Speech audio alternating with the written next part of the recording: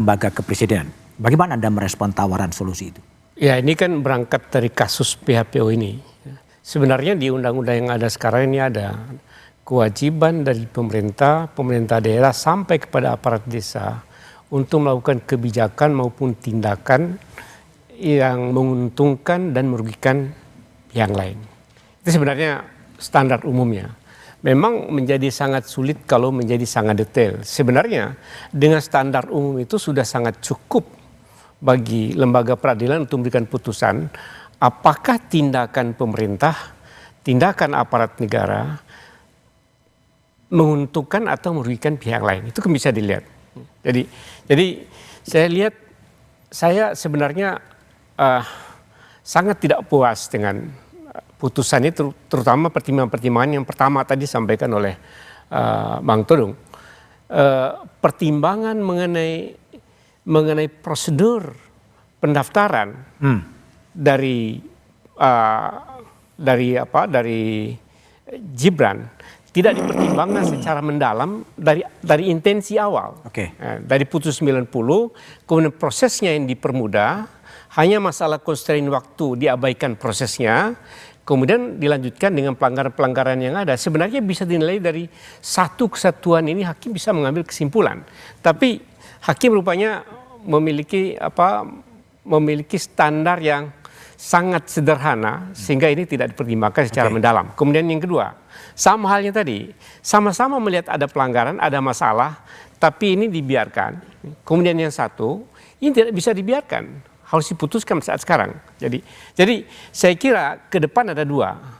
Yang pertama adalah cara pandang hakim terhadap kasus konstitusi seperti ini. Itu yang pertama. Kemudian yang kedua adalah mungkin memang perlu pengaturan yang lebih detail ke depan.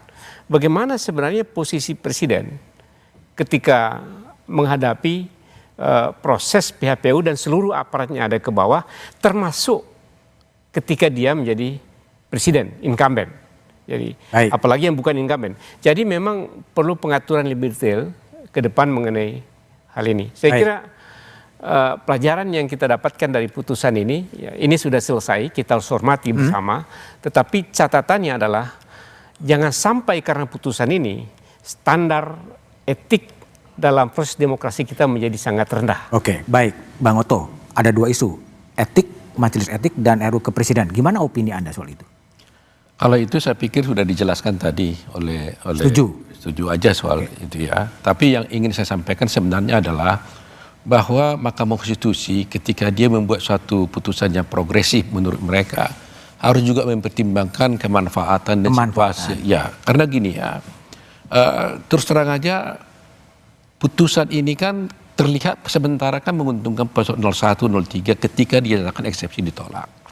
Artinya bahwa diizinkan untuk memeriksa proses. Kelihatannya bagus. Tetapi karena waktunya 14 hari, kan terjebak. Kan terperangkap di situ jadi. Bagaimana membuktikan 14 hari? Ini konsekuensi yang harus dipertimbangkan sebenarnya. Jadi sebenarnya harus dilihat kondisi sosialnya di situ. Nah, kedua, yang paling penting ini kan cross examination. Saya selalu melihat dari kacamata saya bahwa dalam praktek ini beda dengan pengujian undang-undang. Ini sengketa. Kalau selalu sengketa, maka inter partes. Ada dua pihak yang bersengketa. Nah, oleh karena itu, bagaimana metode pembuktiannya, asas pembuktiannya itu harus ditetapkan oleh Mahkamah Konstitusi.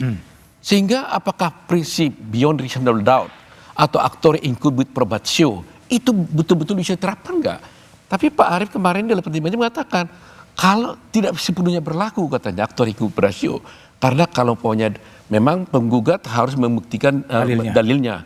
Tetapi kalau sudah dia buktikan juga sana membantah, berpindah pembuktiannya menjadi bersama. Nah, hal-hal begini harus diatur tegas, jangan sampai pencari keadilan jadi bingung.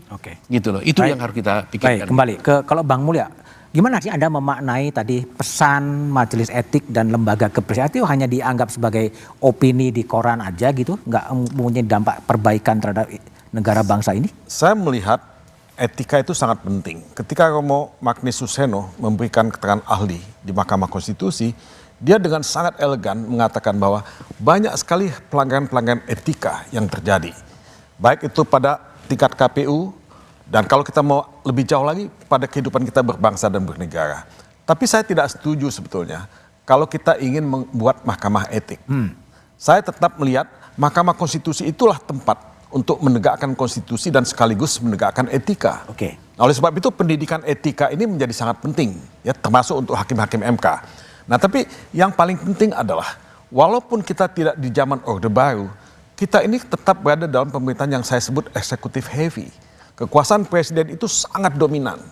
Nah, dia bisa melakukan banyak hal praktis tanpa kontrol, apalagi dalam konstelasi politik di mana koalisi gemuk itu ada. Oke. Jadi tidak ada DPR yang bisa mengawasi.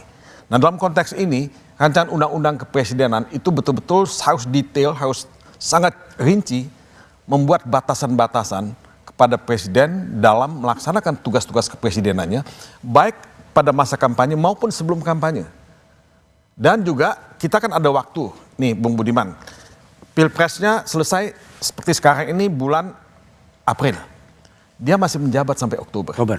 Nah, apakah dia masih bisa membuat keputusan strategis sampai bulan Oktober? Menurut saya ini nggak bisa.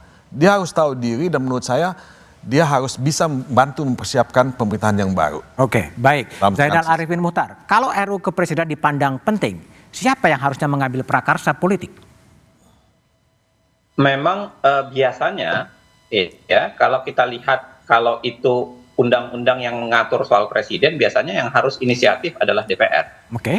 Sebaliknya, ya, kalau bicara yang sesuatu yang ada kaitannya dengan DPR, itu biasanya yang inisiatif adalah pemerintah.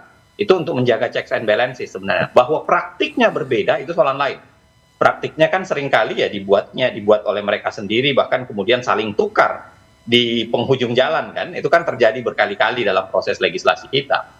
Itu yang pertama. Yang kedua saya kira, memang yang paling bermasalah yang akan menghalangi undang-undang lembaga kepresidenan ini karena mana ada presiden yang mau diawasi dengan ketat. Ya.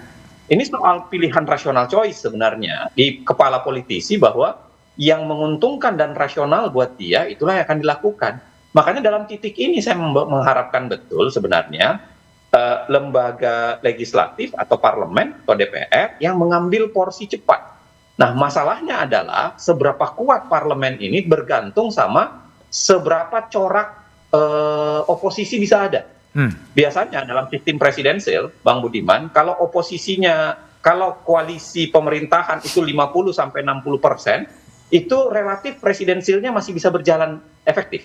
Kalau berkisar antara 50-60%. Tapi kalau koalisi pendukung pemerintahan sudah sampai 60-70%, oversized coalition, itu biasanya udah nggak bisa lagi bekerja efektif.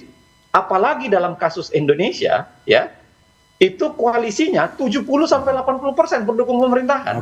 Itu terjadi di zaman SBY yang sampai 70-an% dan di zaman Jokowi sampai 82%. Itu nyaris tidak bisa berfungsi dengan baik. Jadi memang prakarsanya harus diambil oleh DPR ya, kalau memang ingin menggolkan RUU Kepresidenan. Oke, thank you, Bung. Kenapa?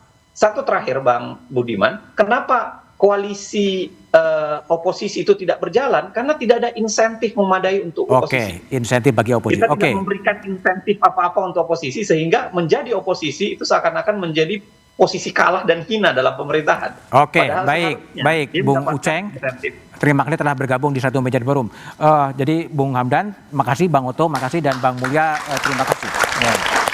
Pemilu 2024 telah berakhir. KPU telah menetapkan Prabowo Subianto, Gibran Rakabuming Raka sebagai Presiden terpilih 2024-2029.